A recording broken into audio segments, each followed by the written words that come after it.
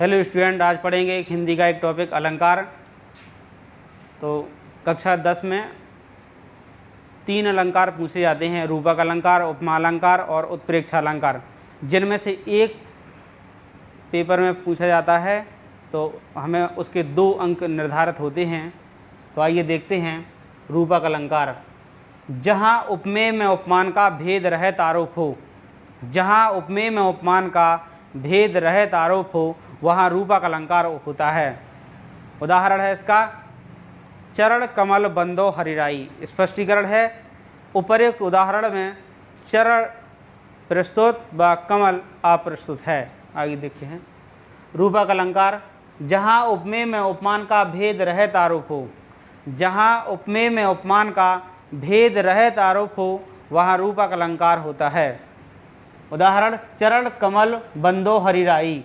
स्पष्टीकरण है उपर्युक्त उदाहरण में चरण प्रस्तुत व कमल अप्रस्तुत है। अब देखते हैं उपमा अलंकार।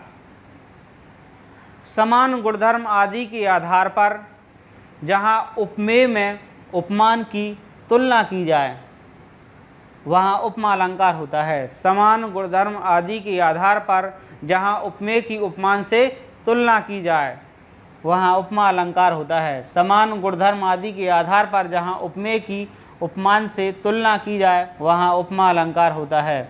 उदाहरण है पीपर पात सरिस मंडोला। स्पष्टीकरण है उपर्युक्त उदाहरण में मन की तुलना पीपल वृक्ष के पत्तों से की गई है। अब तीसरा है उत्प्रेक्षा अलंकार। जहाँ उपमेय में उपमान की संभावना की जाए। उत्प्रेक्षा अलंकार क्या है? जहाँ उपमेय में उपमान की संभावना की जाए वहाँ उत्प्रेक्षा अलंकार होता है। इसके वाचक शब्द हैं जनु कौमा जानो कौमा मनु कौमा मानो, ये इसके वाचक शब्द हैं। उदाहरण है इसका सोहत उड़े पीतुपटु श्याम सलोने गात मनु नीलमणि शैल पर आतप परियो प्रभात। सोहत उड़े पीतुपटु श्याम सलोने गात मनो नीलमणि शैल पर आतप परियो प्रभात। इसका स्पष्टीकरण है देखते हैं उपर्युक्त उदाहरण में श्री कृष्ण के सांवले शरीर पर जिस प्रकार पीले वस्त्र सुशोभित होते हैं ठीक उसी प्रकार सूर्योदय के समय नीलमणि पर्वत पर सूर्य की किरणें सुशोभित होती हैं।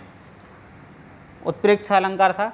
जहाँ उपमेय में उपमान की संभावना की जाए वहाँ उत्प्रेक्षा अलंकार होता है। मनु कौमा मानो जनु जानो इसके वाचक शब्द हैं। उदाहरण सोहत उड़े पीतपटु श्याम सलोने गात मनो नीलमणि शैल पर आतप परियो प्रभात। स्पष्टीकरण है उपर्युक्त उदाहरण में श्री कृष्ण के सांवले शरीर पर जिस प्रकार पीले वस्त्र सुशोभित होते हैं ठीक उसी प्रकार सूर्योदय होने पर नीलमणि पर्वत पर प्रकाश किरणें सुशोभित होती हैं। तो ये हो गया अलंकार और इनमें से एक की परिभाषा हमें देनी होती है।